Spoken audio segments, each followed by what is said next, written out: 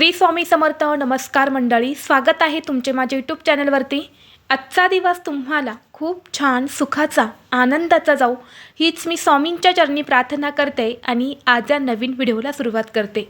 उद्या 23 मार्च वार सोमवार आणि या दिवशी आलेले आहेत चैत्र पंचमी. सध्या चैत्र नवरात्र सुरू आहे आणि उद्या 23 मार्चला या नवरात्रीमधील पंचमी तिथी आलेली आहेत, ज्याला लक्ष्मी पंचमी असे म्हटले जाते.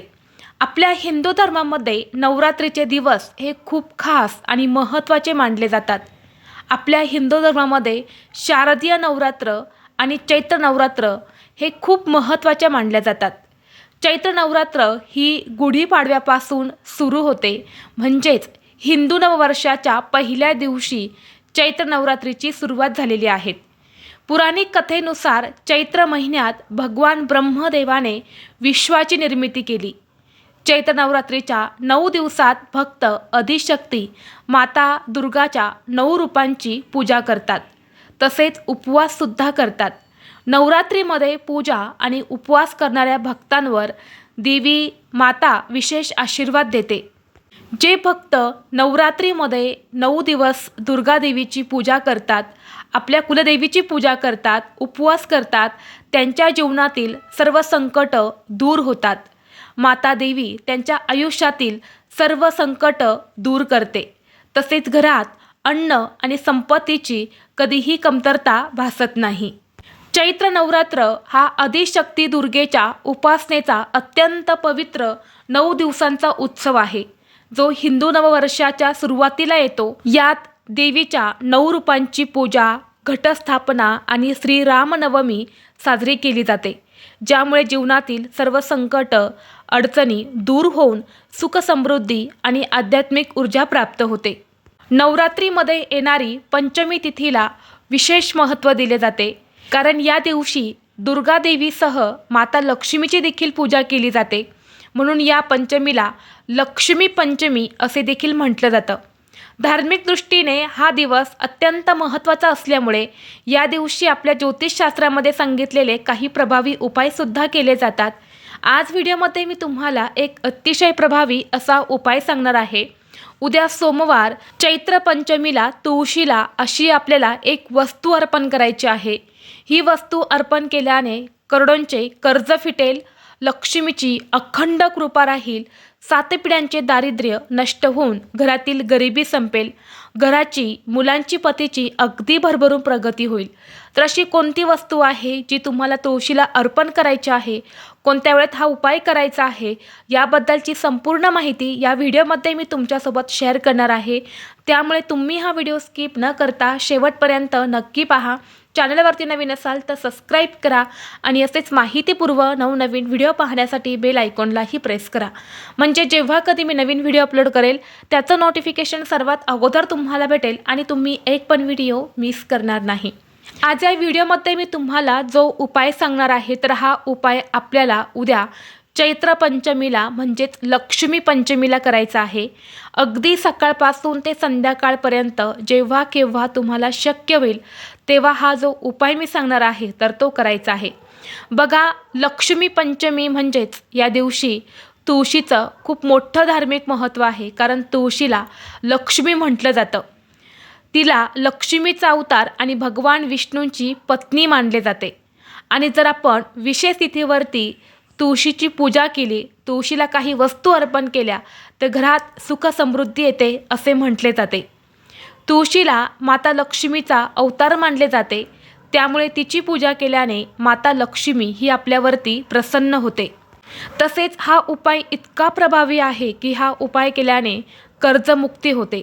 आणि म्हणून जर तुमच्यावर एखादं कर्ज असेल, घराचं, जमिनीचं, गाडीचं किंवा इतर कुठलंही कर्ज तुमच्यावरती असेल, तर त्या कर्जातून लवकरात लवकर मुक्त होण्यासाठी तुम्हाला हा उपाय जो आहे तर तो नक्की करायचा आहे. तसेच घरामध्ये सतत पैशांच्या आर्थिक अडचणी येत असतील, घरामध्ये पैसा टिकत नाही, जिथे तुम्ही 5 रुपये कमवतात तिथे तुमचे 100 रुपये खर्च होत असतील, किंवा कष्ट आणि मेहनत करूनही तुमच्या कष्टाला आणि मेहनतीला यश मिळत नसेल, घराची भरभराट होत नसेल, एखादा छोटा मोठा उद्योग व्यवसाय आहे तो चांगला चालत नसेल, त्यामध्ये वृद्धी होत नसेल, तर यासारख्या सर्व समस्या दूर करण्यासाठी हा जो उपाय आहे तर हा आपल्याला करायचा आहे. तसेच घरामध्ये सतत वाद विवाद क्लेश भांडणे होत असेल, घरामध्ये सुख शांती समृद्धी टिकत नसेल, तरीही हा उपाय जो आहे तर तो खूप जास्त प्रभावी मानला जातो. आता जो उपाय मी तुम्हाला सांगणार आहे तर हा उपाय घरातील स्त्रीनेच करायचा आहे, कारण घरातील स्त्री ही लक्ष्मी असते आणि म्हणून घरातल्या लक्ष्मीने हा उपाय जो आहे तर तो करायचा आहे, जेणेकरून या उपायाचं आपल्याला खूप अधिक पटीने फळं प्राप्त होते. आता हा उपाय करण्यासाठी तुम्हाला उद्या सकाळी लवकर उठायचं आहे, स्वच्छ स्नान करायचं आहे, अंघोळ करताना अंघोळीच्या पाण्यामध्ये थोडंसं दूध टाकायचं आहे. यामुळे आपलं शरीर मन आत्मा हा शुद्ध आणि पवित्र होतो. यानंतर स्वच्छ कपडे परिधान करून आपल्या देवघरातील देवांची विधिवत पूजा करून घ्यायची आहे आणि यानंतर तुम्हाला हा उपाय करायचा आहे. शक्य असेल तर तुम्ही सकाळीच हा उपाय करण्याचा जास्तीत जास्त प्रयत्न करा. सकाळी नाही जमलं तर दिवसभरामध्ये कधीही करू शकता. आता उपाय करण्यासाठी तुम्हाला थोडंसं गव्हाचं कणिक मळायचं आहे. कणिक मळताना त्यामुळे तुम्हाला हळद आणि थोडंसं तूप घालायचं आहे. यानंतर या कणकेत तुम्हाला एक दिवा तयार करायचा आहे. दिव्यामध्ये तुम्हाला शुद्ध गाईचं तूप घालायचं आहे. तूपच घालण्याचा जास्तीत जास्त प्रयत्न करायचा आहे. तूप नसेल तर मग तुम्ही तेल घालू शकता, परंतु तूपच घालण्याचा प्रयत्न करा. यानंतर दिव्यामध्ये दुहेरी कापसाची वात लावायची आहे. यानंतर एका प्लेटमध्ये थोडेसे तांदूळ ठेवून त्या तांदळावरती हा दिवा ठेवायचा आहे. यासोबतच आपल्याला एक तांब्याचा कलश भरून पाणी घ्यायचं आहे. त्यामध्ये शुद्ध पिण्याचं पाणीच असावं. यानंतर त्या पाण्यामध्ये थोडंसं गाईचं दूध टाकायचं आहे, थोडीशी हळद टाकायची आहेत आणि हा उपाय करण्यासाठी आपल्याला अजून 2 महत्त्वाच्या वस्तू लागणार आहे. ते म्हणजे उसाचा रस. अगदी 1 ते 2 चमचे तुम्हाला उसाचा रस घ्यायचा आहे आणि एक कवडीसुद्धा तुम्हाला लागणार आहे. कवडी ही माता लक्ष्मीला अतिशय प्रिय आहे आणि म्हणून तुम्हाला एक कवडी लागणार आहे. कवडी ही तुम्ही पिवळ्या रंगाची असेल तर तीच घ्या, पिवळ्या रंगाची नसेल तर पांढऱ्या रंगाची घ्या आणि ती थोडी हळदीमध्ये तुम्ही बुडवून पिवळी करून घ्यायची आहे. यानंतर या सर्व वस्तू घेऊन तुम्हाला तुळशीपाशी जायचं आहे. तुळशीपाशी गेल्यानंतर तुम्हाला तुळशीपाशी थोडंसं पाणी शिंपडून तिथे सगळी जागा जी आहे तर ती व्यवस्थित पुसून काढायची आहे. सर्वप्रथम तुळशीपाशी तुम्हाला हा दिवा प्रज्वलित करायचा आहे. दिवा प्रज्वलित केल्यानंतर आपल्याला हे जल जे आहे तर ते तुळशीला अर्पण करायचं आहे.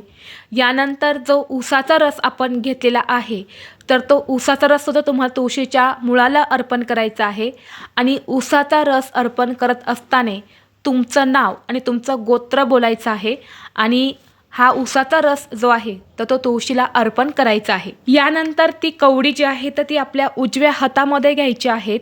यानंतर तुम्हाला ओम नमो भगवते वासुदेवाय नमः या मंत्राचा 108 वेळा जप करायचा आहे. यानंतर तुम्हाला 3 वेळा महालक्ष्मी अष्टकमचं पठण करायचं आहे आणि आपली इच्छा मनोकामना व्यक्त करून ही कवडी जी आहे तर ती तुम्हाला तुळशीच्या मातीमध्ये दाबून द्यायची आहेत. जिथे तुळशीचं मूळ असतं तर त्या मुळापाशी तुम्हाला ही कवडी जी आहे तर ती दाबून द्यायची आहेत. यानंतर तुळशीला 11 प्रदक्षिणा करायच्या आहे. प्रदक्षिणा करत असताना ओम नमो भगवते वासुदेवाय नमः या मंत्राचा जप करावा. तर अशा पद्धतीने हा एक उपाय जो आहे तर तो आपल्याला उद्या चैत्र नवरात्र पंचमीला आवर्जून करायचा आहे. महाशिवपुराणानुसार असे म्हटले जाते की पंचमी तिथीला तुळशीला उसाचा रस अर्पण केल्याने कर्जमुक्ती होते. तसेच कवडी अर्पण केल्याने घरातील आर्थिक अडचणी या दूर होतात. घरात पैसे येण्याचे सर्व मार्ग हे मोकळे होतात आणि घरातील दारिद्र्य हे दूर होते.